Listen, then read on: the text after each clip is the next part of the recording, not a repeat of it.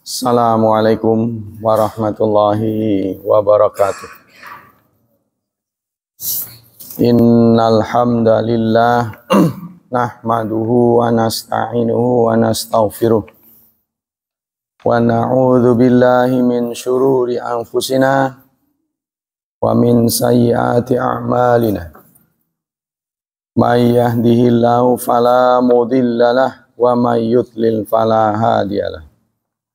Asyhadu an la ilaha illallah wa asyhadu anna Muhammadan abduhu wa rasuluh la nabiyya ba'dah. Allahumma salli wa sallim ala nabiyyina Muhammad sallallahu alaihi wasallam wa ala alihi wa sahbihi wa man sara ala nahjihi ila yaumiddin. Ayo ikhwah, kita lanjutkan kajian tafsir. Masih di surat ke-8 Al-Anfal ayat 68-69. A'udzu billahi minasy syaithanir rajim. Bismillahirrahmanirrahim. Laula kitabum minallahi sabaqa lamassakum fima akhadtum adzabun azim. Fakulu mimma ghanimtum halalan thayyiba wattaqullah innallaha ghafurur rahim. Firman ini kalau dipotong-potong ya, dari kata-katanya sebagai berikut. Pertama adalah la kitabun min Allah sabaqa la-nya nggak panjang. Massa kum fi ma akhadtum adzabun azimun. Fa kulu min, asal itu min nun ya, terpisah. Tapi karena nun mati bertemu dengan mim itu menjadi idgham bi gunnah. Nah, ini di sini ditasydid. Jadi mimma, asalnya min ma. Ghanimtum halalan thayyiban wa ittaqullah. Jadi asalnya ittaqullah, tapi karena hamzah yang ada di ittaqu adalah hamzah wasal, maka nggak dibaca. Jadi bukan wa ittaqullah, tapi wattaqu. Nah, kemudian bertemu dengan lafaz Allah. Kalau kita berjumpa dengan lafaz Allah sebelumnya doma atau fathah, maka dibaca o. Wattaqullah. Tapi kalau sebelumnya ittaqillah, jadi a. Kemudian inna Allah ghafurun rahimun. Nah, itu potongan-potongannya. Ya. Kalau. Tapi kalau diterjemahkan di Kementerian Agama, sekiranya. Jadi kalau kita buka arti sekiranya, artinya juga kalau, seandainya, ya, jika, nah itu sama. Sekiranya, mungkin sekiranya itu penghalusan dari kata jika atau kalau. La tidak. Tidak berarti bisa tidak ada, bisa tidak. Kitabun, kitab, catatan.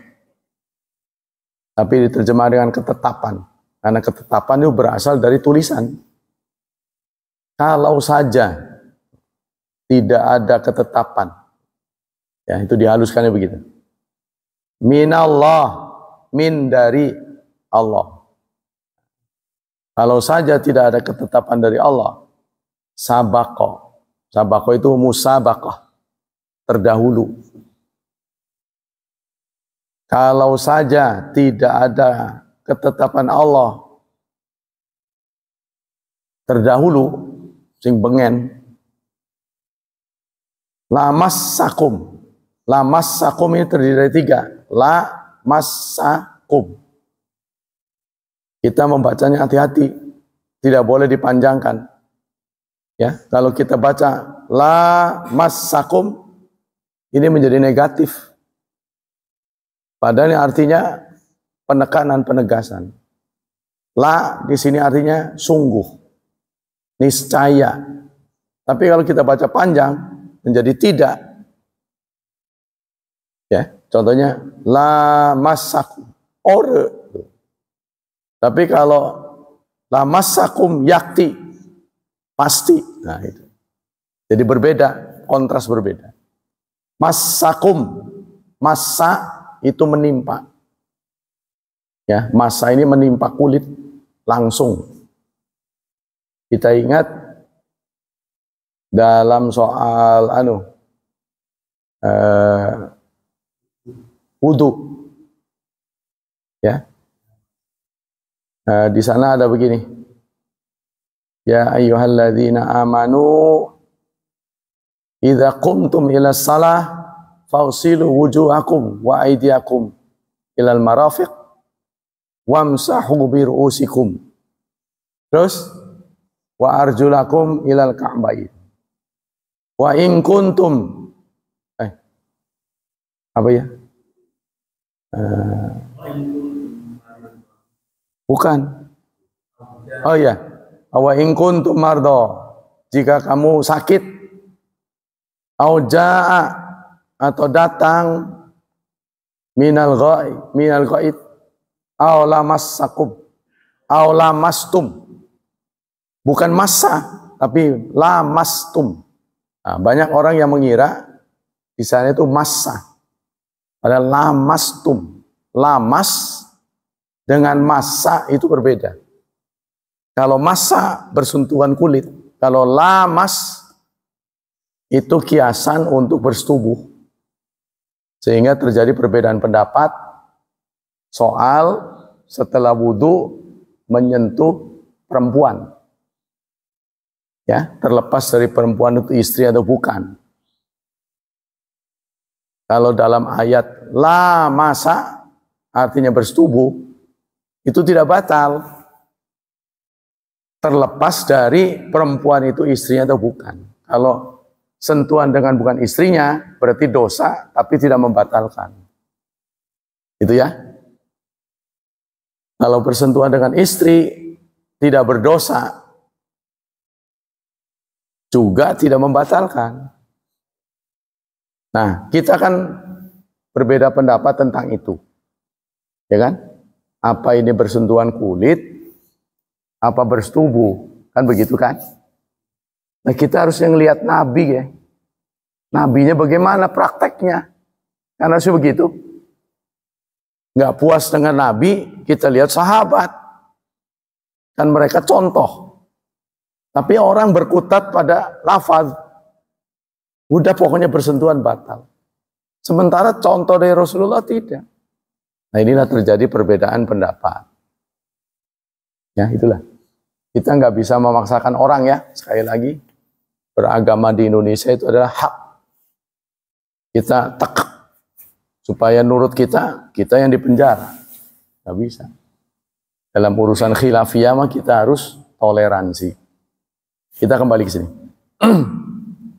Kalau saja tidak ada keputusan dari Allah yang telah terdahulu, wis pengen sudah Allah putuskan. Lamassakum, niscaya menimpa kalian, fima akhadtum, pada apa yang kalian ambil. Yang kalian ambil itu apa? Keputusan. Boleh jadi ghanimah, ya, tebusan. Adzabun azim, menimpa apa yang menimpa? Azab yang besar. Jadi kalau kita menemukan lafaz dalam Quran maupun dalam hadis sudah populer, itu sebaiknya jangan diterjemahkan. Seperti sholat. Kan kita udah tahu sholat kan? Ya udah aqimus shalah, tegakkan sholat. Jangan tegakkan sembahyang. Ini nanti akan menimbulkan tafsir berbeda. Ya, kalau kita udah kenal sholat ya sudah. Terus wa'atuz zakah. Memberikan zakat. Zakat kita sudah kenal, zakat saja. Sama dengan ini. Maka niscaya akan menimpamu pada apa yang kamu ambil azab. Nah, kita sudah tahu azab. Azab yang besar, azim. Ada lagi kata apa itu? Uzama. Kalau masjid di Tangerang itu namanya apa? Yang di pemerintahan itu. Hah? Idom ya? Yang di tengah pemerintahan itu, tengah kota, Tangerang. Azim apa-apa itu? Itu artinya masjid besar. Iya, kalau dalam bahasa kita agung. Nah, apa sebenarnya ayat ini? Ayat ini menyampaikan pada kita tentang dua hukum. Yaitu hukum syariat dan hukum kauniyah. Hukum kauniyah itu fast respon. Semuanya eksak. Hukum Allah ini eksak. Pasti ada sanksi. Cuma bedanya dalam hukum kauniyah yang dikenal oleh orang dengan hukum alam. Itu fast respon. Begitu sebab dijalankan, gak lama akibat dirasakan. Contohnya kita makan sambal, langsung pedes. Ya. Kalau orang yang bergula, makan cairan, langsung naik. Terasa benar, nggak tunggu lama. Tapi kalau pelanggaran syariat, Allah menyatakan, lamun ora kagol, wis tak tentokaken balasannya itu pelan, pasti tak hukum. Nah, gitu kurang lebih. Kalau saja aku belum menentukan, pelanggaran syariat itu lama responnya. Ya, bisa setahun, bisa 2 tahun, bisa puluhan tahun. Niscaya aku akan turunkan siksa segera. Nah, inilah karunia Allah. Kalau Anda lihat ayat-ayat yang berkaitan dengan umat lain, begitu melanggar, petir. Ya, mereka mengatakan, ya Musa arinallah jahratan. Musa, kalau Anda menyampaikan dakwah Allah, seperti apa Allah itu? Tolong perlihatkan. Mereka minta supaya diperlihatkan Allah. Ngaton. Allah memperlihatkan diri. Mereka minta begitu. Fa'akhadahumullah sa'iqah. Langsung disambar petir. Umat terdahulu, kaumnya Nabi Lut, ya, mempraktekkan sodomi, langsung dijungkir balikan. Umat ini, umat Nabi Muhammad, dosa-dosa umat terdahulu ngumpul semua. Sodomi ada nggak? Ada. Malah diresmikan oleh undang-undang, oleh PBB, ya kan? Karena untuk mengurangi populasi. Kan agendanya mengurangi populasi. Bagaimana nih dunia segitu-gitu aja, penduduknya nambah. Nanti kuenya cepat habis. Orang kaya nanti keberatan. Kurang juga jangan, kelebihan juga jangan. Bagaimana mengatasi pertambahan populasi yang begitu cepat? Satu, perang. Perang kan entek. Tapi perang selesai akan ngedangdani maning kok. Yang rusak-rusak. Biaya lagi. Tidak efektif. Terus gimana ya? Nah, dengan cara mengurangi kelahiran. Ya. Jadi dengan apa? Ya, yang dipraktekkan di KB. Dengan pil, sterilisasi dan sebagainya. Selanjutnya Kenapa orang perlu bergandengan dengan pasangan? Karena dia punya birahi. Supaya birahi tetap tercapai, tapi nggak nganak. Nah, itulah LGBT. Ya, sampai bundas nggak bakal punya anak. Nah, itu. Maka diresmikan oleh PBB. Jadi dibiayai mereka itu. Nah, nanti ada lomba, ya, ratu waria di mana-mana. Nah, itulah. Ini pelanggaran-pelanggaran ini kenapa tidak dihukum? Jangan menyalahkan siapa-siapa. Ini permohonan Nabi Muhammad Sallallahu Alaihi Wasallam. Saking kerunyahan dengan umatnya, beri tempo mereka sampai kematian. Satu yang diminta oleh Rasulullah itu. 3 kan saya pernah ngomong. Dikabul cuma 2. Yang 3 itu apa? 1, jangan pernah biarkan umat Nabi Muhammad bersih dari kolong langit. Sampai habis sama sekali nggak ada. Tolong jangan pernah terjadi. Sehingga sejarah membuktikan. Ketika Barat dihabiskan, di timur muncul Indonesia.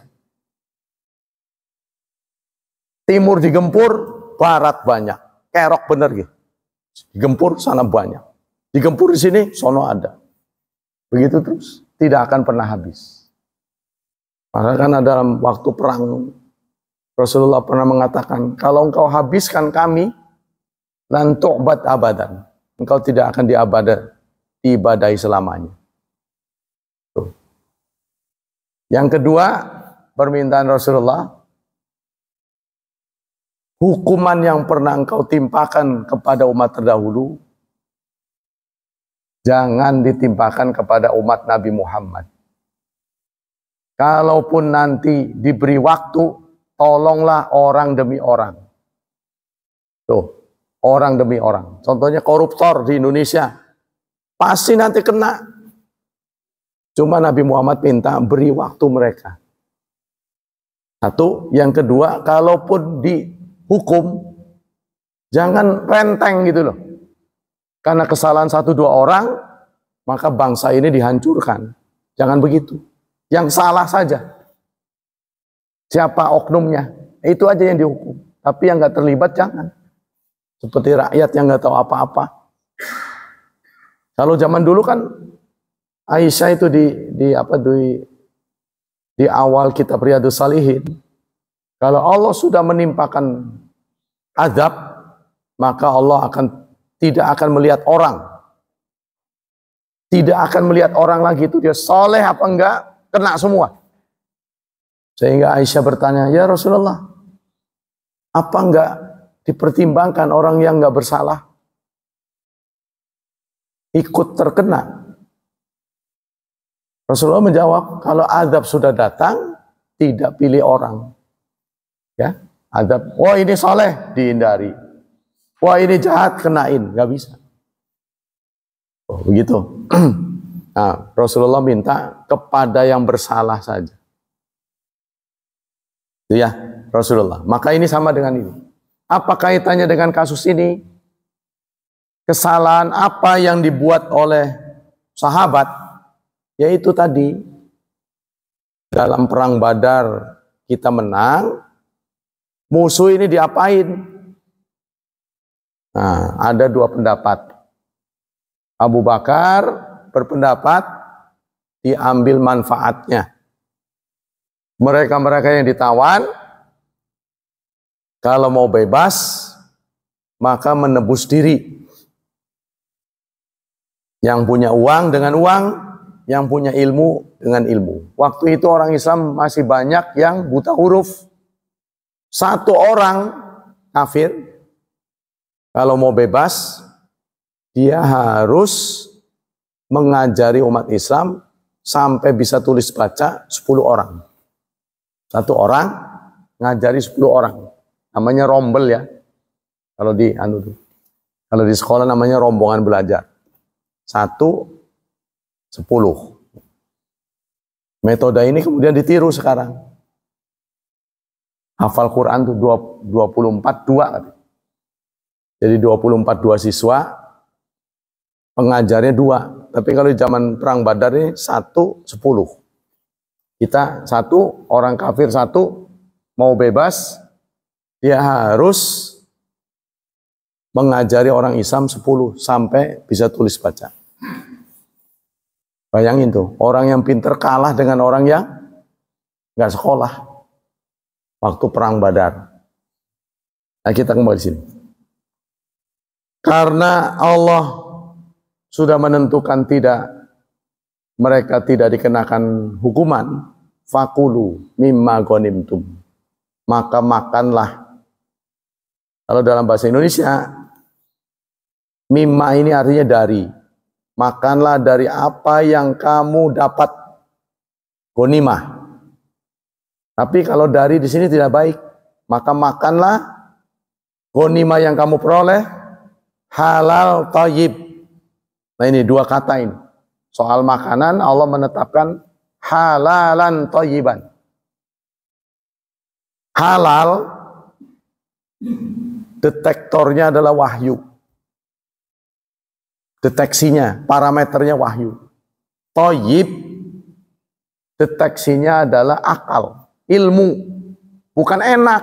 Banyak orang yang menafsirkan thayyib ini enak. Bukan enak. Enak kalau berbahaya buat tubuh tidak boleh. Yang sehat, yang halal dan sehat. Jadi halal baik menurut syariat, thayyib baik menurut ilmu kesehatan. Panduan doang Nanti ada lagi ketiga dalam soal makanan minuman ini, wala tusrifu. Jangan kemelakaran. Tahu nggak kemelakaran? Mentang-mentang halal, mentang-mentang sehat, makannya banyak. Jadi perutnya menggap-menggap, ngap, nggak bisa bergerak. Mau sholat tarawih jadi waduh. Wattaqullah. Nah, ini ada kata-kata wattaqullah. Namun bertakwalah pada Allah. Meskipun sudah halal dan thayyib, ya, ittaqullah. Takwa ini juga sering ditafsirkan oleh berbagai ulama, banyak ulama dengan sikap, ya, taat kepada perintah, menjauhi larangan. Definisi seperti itu menurut saya itu adalah respon dari takwa, bukan takwa itu sendiri. Takwa itu adalah kesadaran yang mendalam akan hadirnya Allah. Kesadaran yang mendalam akan hadirnya Allah. Contohnya begini, Pak Syafi'i pakaiannya begitu. Kalau dikabarkan oleh Pak RW, sebentar lagi gubernur akan datang, pasti ganti baju. Pakai batik. Boleh jadi tumben-tumbenan pakai dasi untuk menyambut gubernur. Apalagi Allah Subhanahu wa taala. Pasti kita takut. Kita tidak akan melanggar perintahnya. Itulah takwa. Ittaqullah. Hadirkanlah kesadaran Allah hadir dalam hidupmu. Innallaha ghafurur rahim. Sungguh Allah Maha Pengampun, Maha Penyayang. Itu arti secara kosakata ya. Sekarang kita baca tafsir-tafsir. Qala Ibnu Jarir yaqulu ta'ala li ahli Badrin. Allah berfirman ditujukan kepada ahli Badar. Perang Badar. Ya, perang Badar itu yang menewaskan paman Nabi ya, Abu Lahab apa? Enggak, Badar. Ya, kalau perang Uhud Hamzah, paman Nabi yang ingkar pada Nabi. Abu Lahab, Abu Jahal itu mati pada perang Badar. Di situ ada kuburannya. Kemarin saya sempat mengunjungi kuburan yang bau tengik. Tapi oleh polisi dijaga, orang Indonesia biasanya iseng turun ke situ. Jadi ada askar standby di situ. Panas sih bukan main. Karena mereka tugas, jangan sampai orang turun ke situ, penasaran. Jadi itu ada pengumuman syuhada Badar. Ada orang-orang syahid Badar, ada tulisan di situ, siapa-siapa yang tewas di perang Badar. Kalau nggak salah ada 14 perang Badar. Ya, itu semua dijanjikan surga. Bahkan yang masih hidup bukan sekedar surga, tapi dijanjikan oleh Rasulullah dosanya diampuni yang sudah dan yang akan datang. Perang Badar itu. Salah satu yang mendapat keberuntungan itu adalah Hatib bin Balta'ah. Hatib menjelang futuh diwanti-wanti. Kita akan berangkat dalam jumlah besar. Kita akan futuh. Kita akan menaklukkan Mekah. Tapi tolong ini rahasia. Jangan beritahu orang Mekah. Sebab terbayang kalau kita beritahu, pasti mereka siap senjata menyambut kita. Nah, Hatib berpikir, dua rombongan yang bermusuhan ketemu. Wah, nggak terbayang sama dia. Pasti akan terjadi pertempuran. Maka dia menulis surat untuk keluarganya. Yang isinya agar di tanggal-tanggal kedatangan kita, kedatangan sahabat, itu berhati-hati. Tolong jangan terlalu jauh perginya, jaga rumah, stok makanan gitu kan. Akan terjadi huru-hara. Kurang lebih begitu. Nah, surat ini dikirim lewat seorang kurir perempuan. Tapi Rasulullah diberitahu oleh wahyu, maka Rasulullah menitahkan sahabatnya untuk mengejar. Salah satu sahabat itu Ali bin Abi Thalib. Bahkan Rasulullah berdasarkan wahyu langsung menunjuk, kamu akan bertemu dengan kurir itu di titik ini. Kalau bukan wahyu, susah itu. Karena dia udah kemana itu kan, namanya Sahara. Nyarinya di mana akan susah kan. Mending kalau Cilegon Serang, jalannya ketahuan. Ini kan terbuka. Panasnya bukan main, bisa jadi sembunyi. Langsung ditunjuk oleh Rasulullah, kamu akan ketemu di situ. Benar. Perempuan itu diinterogasi, nggak ngaku. Kalau aku telanjangi kamu, lalu aku temukan surat yang kau bawa, maka aku akan bunuh kamu. Lebih baik kamu terus terang. Benar, dikeluarin dari sini. Dibawa ke Madinah, Hatib disidang. Umar bin Khattab tunjuk jari, ya Rasulullah, izinkan saya menebas lehernya. Padahal itu temannya. Tapi kalau urusan pelanggaran nomor satu sahabat. Aku tahu kedudukanmu wahai Umar. Tenang. Tidak mudah mengadili Hatib. Karena beliau ini peserta perang Badar. Allah telah menjanjikan peserta perang Badar dosanya diampuni yang sudah dan yang akan datang. Begitu kata Rasulullah. Tunggu keputusan dari Allah. Gak lama keputusan datang, isinya adalah isna'u ma syi'tum qad ghafarallahu lakum. Lakukan semaumu. Allah sudah mengampuni dosa. Karepmu, mau apa-apa karepmu. Dosamu sudah diampuni. Nah, itu kan nyaman benar itu. Ya, kalau dibuka pendaftaran mungkin kita juga minat ikut masih hidup dosanya sudah diampuni. Kalau kita kan dosanya diampuni yang sudah. Ini mah yang akan datang. Yang sudah dan yang akan datang. Nah itulah berlaku buat Hatib. Sehingga Hatib dibebaskan dari segala hukuman. Kan hukuman Rasulullah macam-macam ya. Kepada orang yang tidak ikut perang. Terlambat datang. Dalam surat At-Taubah. Wa 'alal ladzina khulifu. Wa 'alas salasatil ladzina khulifu. 3 orang telat datang. Jadi pasukan udah berangkat. Baru tiba di lokasi poin pemberangkatan. Dihukum oleh Rasulullah. Nggak boleh diajak bicara. Wah itu udah kesulitan tuh. Assalamualaikum, diam aja orang. Assalamualaikum, assalamualaikum, diam aja. Walaupun dia bahasa Jawa ngebengok-bengok di pasar, nggak ada yang jawab. Itu sangat ya tertekan dengan hukuman itu. Nah itu hukuman Rasulullah, walaupun tidak kekerasan, tapi hukuman moral.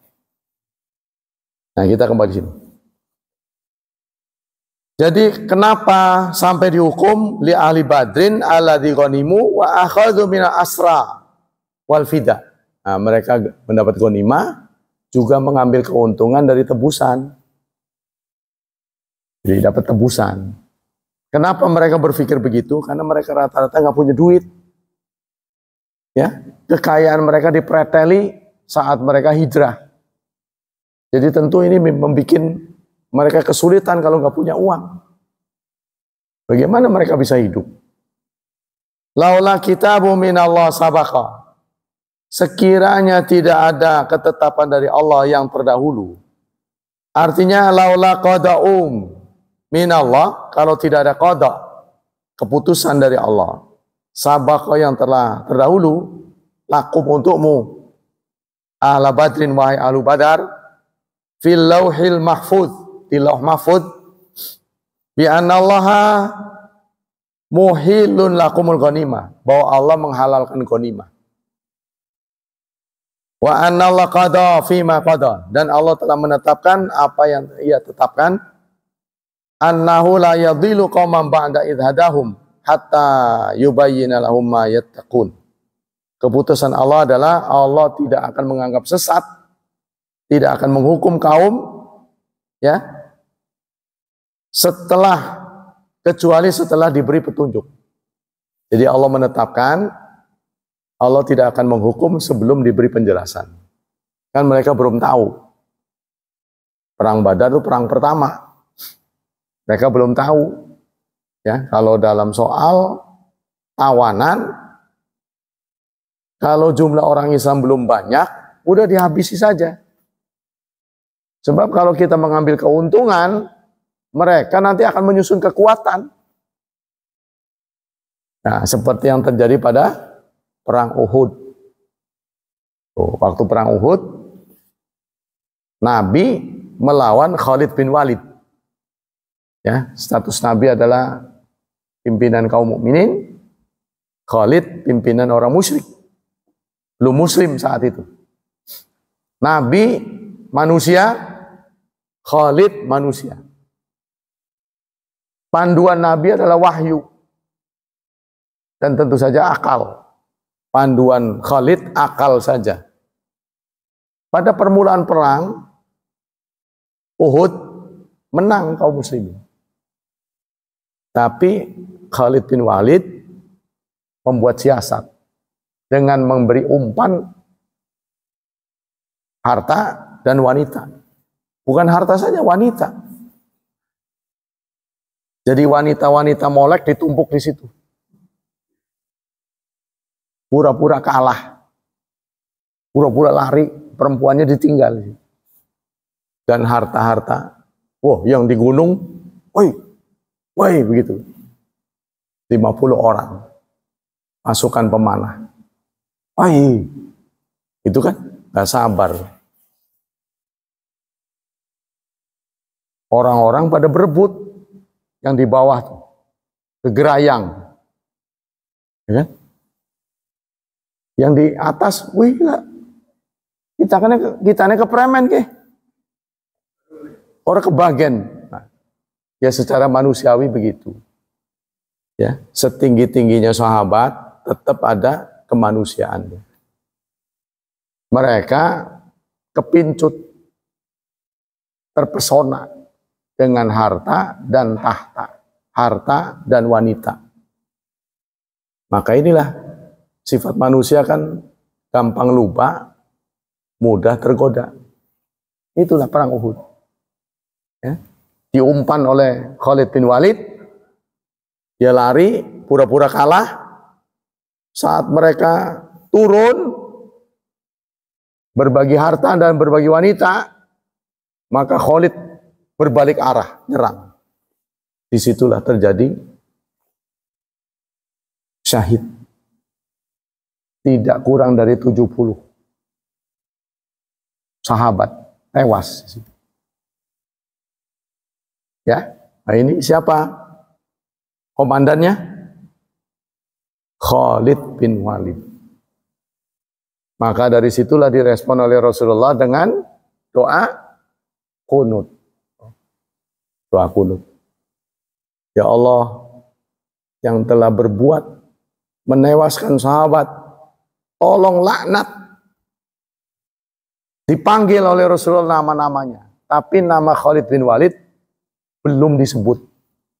Keburu turun ayat, tugasmu adalah menyampaikan rahmat, bukan melaknat. Kamu jangan dongkol, jangan kecewa. Ini bagian dari skenario Allah. Kamu jangan ikut-ikutan. Soal melaknat, tugasmu adalah membawa rahmat. Kata para ahli, kalau Khalid disebut, kemungkinan dia tidak akan muslim selamanya. Belum disebut, disuruh cabut. Maka disitulah kunut berhenti. Tapi sebagian orang mengatakan kecuali subuh, katanya. Nah, itu jadi perbedaan pendapat. Maka kunut subuh tetap berlangsung. Tuh. Nah akhirnya di kemudian hari Khalid muslim.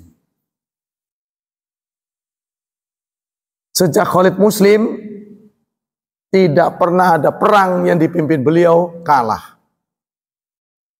Memang dia jago. Tidak ada perang yang dipimpin oleh Khalid kalah. Tidak pernah. Tapi jasa beliau begitu besar, menjadi titik penyesalan beliau sendiri. Penyesalannya kenapa? Saya nganterin orang menjadi syahid, saya sendiri nggak syahid. Karena beliau masih hidup, perang dinyatakan oleh Rasulullah berakhir. Beliau masih hidup. Waduh, saya nggak bisa syahid. Kata Rasulullah, yang penting kan niat. Itu kan bukan kemauan dia, seperti kita. Ya, kapan bisa syahid? Keuntungan syahid itu adalah tidak akan mendapat siksa kubur. Tidak akan diinterogasi. Hisab, tidak akan dihisab. Jadi karena menghindari hisab inilah para sahabat kepengen mati syahid. Jadi rupanya hisab itu luar biasa. Ditanya. Kalau kita nanti baris, diperiksa, lalu malaikat mengatakan, terus. Itu namanya hisaban yasira. Dan kita ada berdoa itu. Allah mahasibni hisaban yasira. Ya Allah hisablah saya dengan hisab yang ringan. Ya terus. Tapi kalau kita baris, berhenti. Nah itu. Berat itu. Siapa namamu? Ya, lebih dari polisi kan. Maka kita ya ditelanjangi lah singkat. Dulu kamu begini. Kenapa begini? Dulu begini. Kenapa begini? Udah. Itu namanya hisaban yang berat. hisab yang berat. Kita kembali sini. Wa annahu wa qala akharun mana dzalika laula kitabun min Allah sabaqa li badrin alla yu'adzibum lama sam adzabun azim. Sehingga Abu Bakar Siddiq mengomentari ayat ini menangis. Ya Allah, tidak ada niat sedikit pun di hatiku untuk berkhianat. Tapi aku melihat ada keuntungan dengan menerima tebusan. Yaitu kaum muslimin sedikit ringan lah. Ya, artinya ada bekal, ada jajan. Tapi Allah menyatakan begini, kalau saja tidak ada keputusan, niscaya kamu akan dihukum. Abu Bakar Siddiq menangis. Laula kitabun qauluhu khabarun mahsur ala makna duna maknan. Wa kullu hadhil ma'ani allati dzakartuha amman dzakartu mimma qad sabaqa fi kitabillah annahu la ya'khidhu bi syai'in minha hadhil umat wa dzalika mimma amilu min amalin bijahalah. Kenapa ahli perang Badar setelah menerima keputusan itu tidak dihukum? Karena mereka nggak tahu, belum pengalaman perang pertama soalnya, ya, belum pengalaman. Jadi ya dia namanya gimana sih ya? Perang dengan sesama tetangga, perang dengan teman lama. Ini kan teman lama ini. Ketemu dengan orang Mekah kan teman lama, kan nggak enak. Ya. Seorang Abu Bakar tuh perasaannya kan gak enak teman sendiri. Kalau bisa sama-sama selamat gitulah. Tapi ternyata Allah berkehendak lain. Itulah hadirin hafidhani hafidhakumullah. Tafsirnya masih banyak, jadi saya ringkas. Ya. Nah, kemudian ada hadis dari Jabir bin Abdullah qala Rasulullah sallallahu alaihi wasallam u'titu khamsan lam yu'tahunna ahadun qabli. Aku diberi 5 keistimewaan yang belum pernah diberi kepada umat terdahulu. Apa saja kalimat itu? Nusirtu biru'bi masirata syahad. Aku ditolong dengan kepanikan. Ya. Perjalanan 1 bulan. Apa maksud ini? Aku ditolong dengan kepanikan. Jadi kalau orang dengar orang Islam, panik. Saking wibawanya. Kalau sekarang mau orang senyum. Alah. Gitu kan? Jadi kalau orang udah dengar Nabi bergerak, sebulan sebelumnya tidak udah takutnya bukan main. Ya, selalu galau. Kalau ditentukan bulan depan perang ya, mereka panik. Ini saking berwibawanya Nabi Muhammad. 1 ya. Yang kedua, ju'ilat liyal ardu masjidah wa tahura. Bumi dijadikan untukku sebagai masjid dan media pembersih. Bumi. Tidak seperti umat terdahulu, kalau dia mau menghadap Allah harus pakai atribut. Orang Kristen ibadah harus di gereja. Kalau kita sholat nggak harus di masjid. Ya kalau ketemu, kalau di jalan nggak ketemu, kita tidak bisa bebas dari sholat, tetap sholat di tempat itu. Begitu juga ketika kita nggak ketemu air, kita tayamum. 2 tuh ya.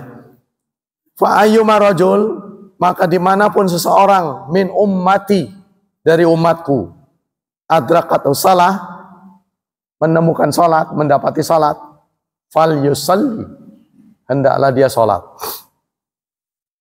Ini banyak yang lalai ya. Banyak yang lalai.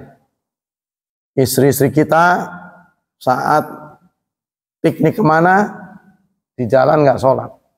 Nanti ntar dikumpulin aja di rumah. Ini nggak sesuai dengan ini. Sholat itu di mana saja. Dengan keadaan yang ada. Nggak usah cari-cari keadaan normal. Sebab sudah dapat keringanan, yang 4 jadi 2, waktunya lebih panjang. Malah dikumpulin di rumah. Kagol lah, wong kerok, wong wudune lah ke, pokoknya macam-macam alasan. Ini tidak dibenarkan. Yang ketiga, wa uhilat liyal maghanim, dihalalkan untukku ghanimah, rampasan perang. Walam tahila li ahadin qabli, ghanimah belum pernah dihalalkan sebelum aku. Jadi kalau ada harta rampasan perang sebelum Nabi Muhammad, itu dikumpulin, dibakar. Sama dengan sitaan pengadilan ya. Sitaan pengadilan. Sayang nggak tuh dibakar tuh. Narkoba, sitaan pengadilan, kan dibakar. Minuman keras digilas. Ya kan? Eman loh. Eman nggak? Hah? Artinya fungsinya apa tuh dimusnahkan?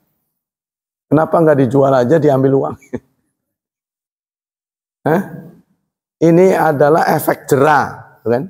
Efek jera. Jadi sebelum Nabi Muhammad, kalau ada rampasan perang tuh dikumpulin, lalu dibakar, dimusnahkan. Tapi setelah Nabi Muhammad dimanfaatkan. Ya, itu bedanya. Yang ketiga ya. Yang keempat, wa utitu syafa'ah, dan aku diberi syafaat. Syafaat tahu nggak? Mana syafaat itu lawan dari witir, penggenapan. Jadi kurang-kurang dikit dijangkepin. Kalau bahasanya jangkepin sih. Kan kita suka dengar jangkepin sih, itu kan? Contohnya harganya 26. PC dijangkepin sih selawe. Ketika pengurangan. Ya kan? Harga berapa itu? Seperapat. WC dijangkepin telung on. Berarti kan itu melenceng dari ketetapan kan? Ya kan? Ngelihat kita kurang untuk mendapatkan kapling surga, nilainya kurang. Maka dijangkepin oleh Rasulullah SAW. Maka betapa agung ya jasa Rasulullah pada kita. Saatnya lah kita sering-sering membaca sholawat. Jadi sholawat itu adalah ungkapan terima kasih kepada jasa Rasulullah. Tuh.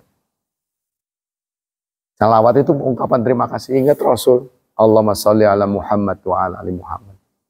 Tuh. Kita tidak dihukum atas kesalahan. Nggak seperti umat terdahulu. Salah langsung jebret. Kita enggak, diberi tempo. Alhamdulillah. Yang terakhir, karena nabiyyu yub'atsu ila qaumi khasah. Nabi-nabi terdahulu sifatnya lokal. Makanya Kristen tidak boleh di Indonesia. Tidak layak. Karena Nabi Isa saat hidup pernah dimintai izin oleh muridnya. Ya, wahai guru, izinkan saya ke timur. Oh jangan, karena Injil hanyalah untuk domba tersesat Bani Israel. Dan itu ada seorang kristolog mengatakan, Nabi Isa tidak membolehkan, Yesus tidak membolehkan ajarannya masuk Indonesia. Nah, saya penasaran, Indonesia sudah dikenal. Gak taunya itu omongan Nabi Isa saat dimintai izin oleh muridnya. Izinkan saya mengembara menyebarkan Injil ke timur. Jangan, Injil ini hanya untuk Bani Israel. Nah, tapi kalau Islam kafah seluruh.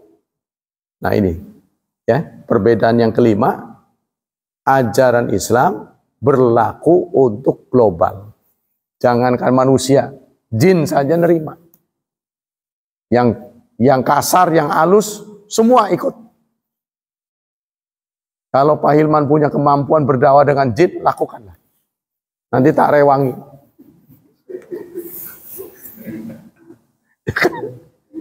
Nah sekarang ustadznya jin siapa? Ustadznya. Maka itu rahasianya. Ada orang bertanya, jin itu haji nggak ya? Kalau haji kemana? Sama tempatnya. Makanya kata Syekh Utsaimin, Anda jangan heran kalau kita berdesak-desakan tiba-tiba kok nggak ada orang. Tiba-tiba kita terpelanting. Orang pugu-pugu kata orang sini. Secara logika kayaknya nggak ada orang. Tapi kok kita terpleset? Nah boleh jadi didesak oleh makhluk halus. Karena dalam waktu bersamaan, wong orangnya juga banyak. Nunggu sampai puluhan tahun, ditambah jin. Ka'bahnya sama. Waktunya sama. Nah kita nggak kelihatan. Maka jangan ngomong sembarangan, takut didengar jin. Itu anunya, secara logikanya begitu.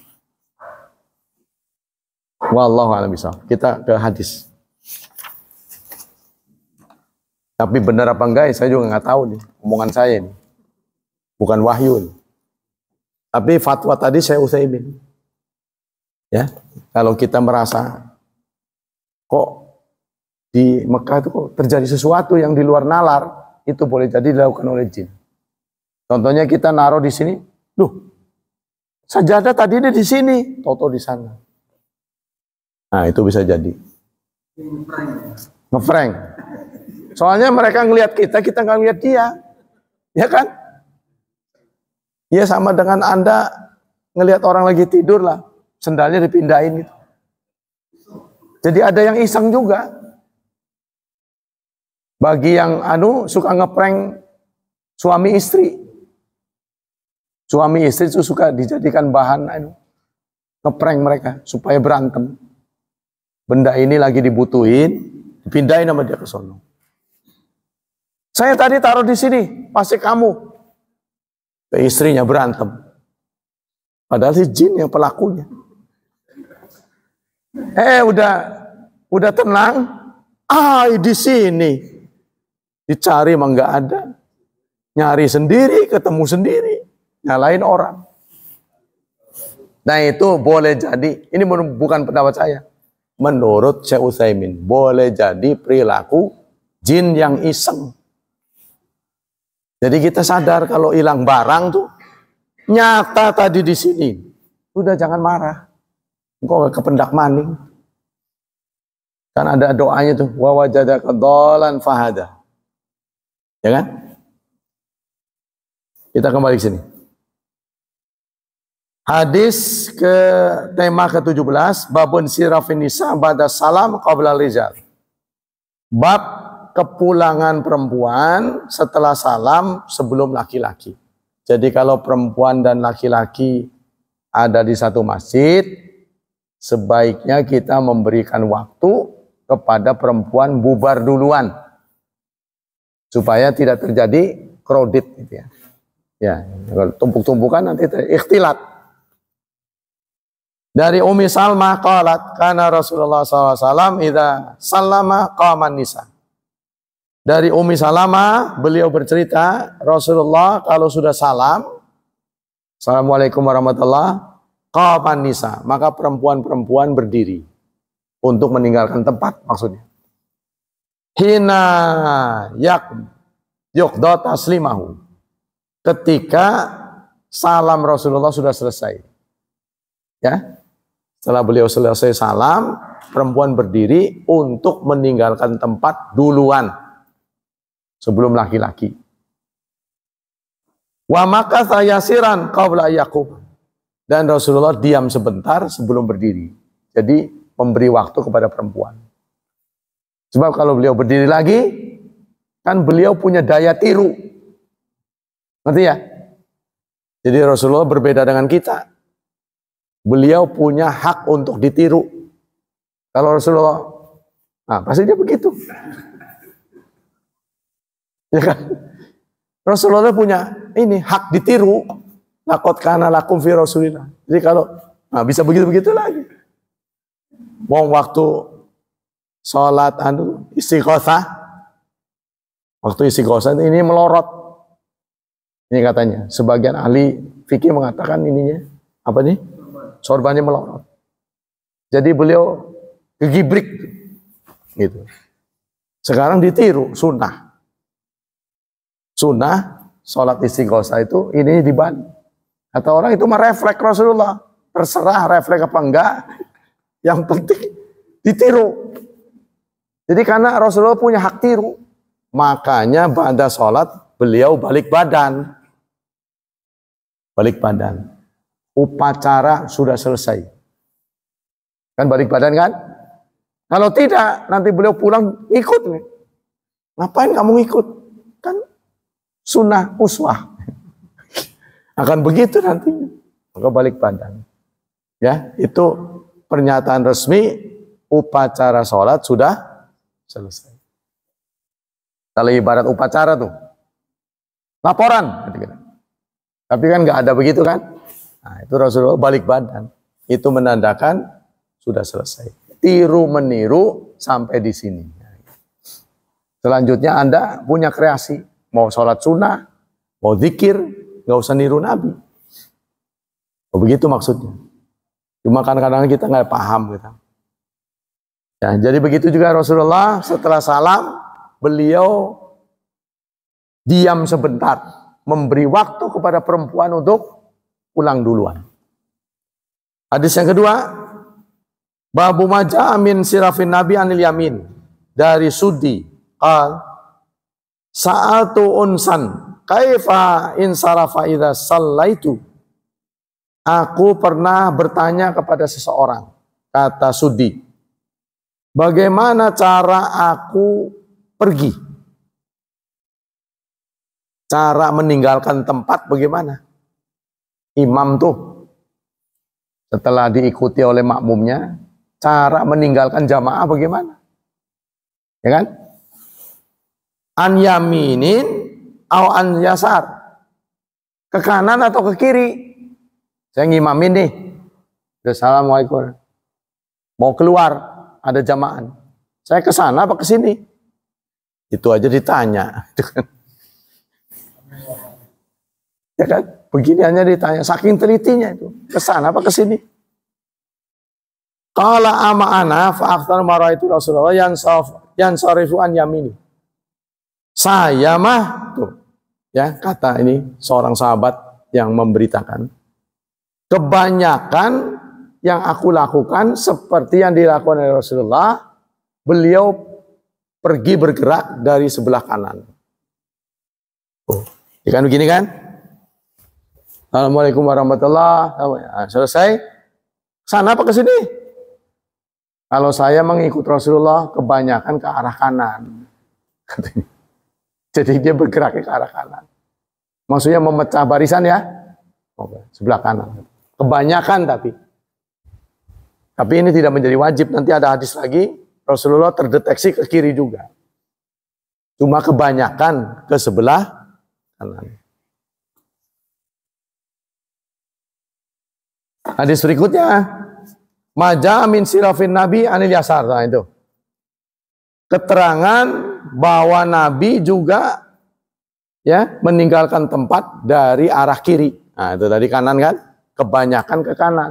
Tapi sesekali melihat ke kiri. Oh, salahnya itu nggak ditanya sih ya. Jadi itu terjadi alamiah, natural begitu saja. Nggak ditanya. Punten Nabi, Anda ke sebelah kanan ini petunjuk atau karep dewek? Kan ditanya. Jadi hanya diamati kanan, kanan, kanan. Banyakan kanan. Sesekali kiri. Berarti banyak kanan. Ini dijadikan hukum oleh sahabat. Kalau zaman sekarang pasti diminta konfirmasi ya. Punten itu petunjuk apa natural begitu saja? Nah, ditanya begitu. Dari Abdullah bin Mas'ud, la yaj'al ahadukum lisyaitan syai'an min salati. Dari Abdullah bin Mas'ud, dia berkata, janganlah salah seorang di antara kalian menjadikan setan sesuatu dari salatnya. Yara anna haqqan alayan sarifa ila an yamini. Dia melihat yang benar ya, tidak akan keluar dari barisan kecuali dari sebelah kanan. Jadi kalian itu jangan meniru setan, kata Abdullah bin Mas'ud.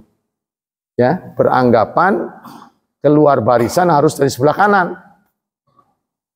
Kata Ibnu Mas'ud, kalian jangan terpengaruh oleh perilaku setan dengan berkeyakinan membedah barisan dari kanan. Tuh, jangan begitu. Laqad ra'aitu nabiyya katsiran yansarifu an yasari. Aku sering melihat Rasulullah membuka barisan dari sebelah kiri. Ulangnya, kalau tadi diceritakan kebanyakan kanan, Abdullah bin Mas'ud melihat kiri. Berarti mana aja boleh gitu. Sebab ini boleh jadi bukan merupakan hukum, tapi kecenderungan Nabi aja. Ya, mau kanan atau mau kiri tak? Yang lihat kanan banyak, yang melihat kiri banyak. Tapi mereka berebut soal warta, soal berita ini. Jadi sahabat tuh sangat gembira kalau punya berita tentang Nabi. Babu iqbali Nabi ala ashab ba'da salam, pada taslim.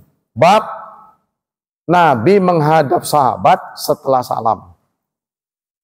Ya. Dari Samurah bin Jundab qala kana nabiyyu idza shalla salatan. Nabi apabila selesai memimpin salat, beliau akan menghadap kami dengan wajahnya.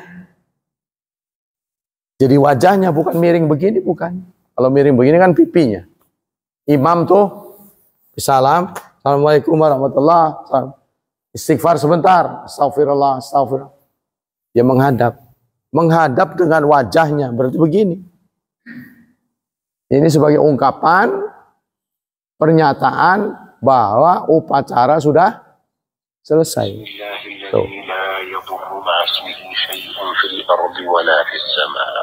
Ya, jadi pemberitaan Nabi ya menyatakan upacara selesai itu dengan cara begitu. Dengan wajahnya, berarti keseluruhan. Bukan miring, bukan begini, tapi dengan ini. Nah, demikianlah. Ya, jadi akbar wajhi. Beliau setelah sholat akan menghadap kami dengan wajahnya. Wallahu a'lam bishawab. Demikianlah hadirin, hafizani hafizakumullah. Walaupun sedikit-sedikit ini hadis sahih semua ya. Jadi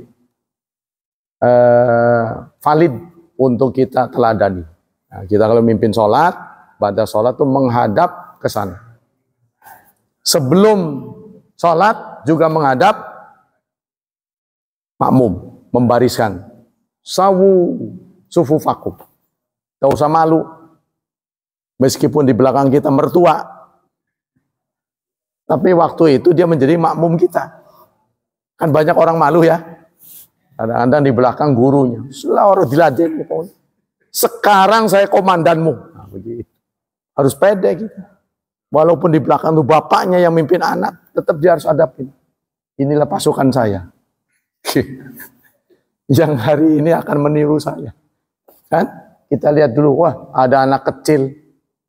Ada orang tua. Berarti jangan lama-lama. Nah, begitu kan? Periksa pasukan. Nanti mereka ngeluh. Semoga Allah Subhanahu wa taala melimpahkan pahala yang berlipat ganda untuk kita. Semoga Allah tetap menjaga dan melindungi kita dari wabah dan fitnah, dari syubhat dan syahwat. Dan semoga Allah mentakdirkan anak-anak kita menjadi anak yang saleh, dimudahkan hidupnya, diberkahi oleh Allah Subhanahu wa taala. Subhanakallah wa bihamdika asyhadu an la ilaha illa anta astaghfiruka wa atubu ilaik. Wassalamualaikum warahmatullahi wabarakatuh.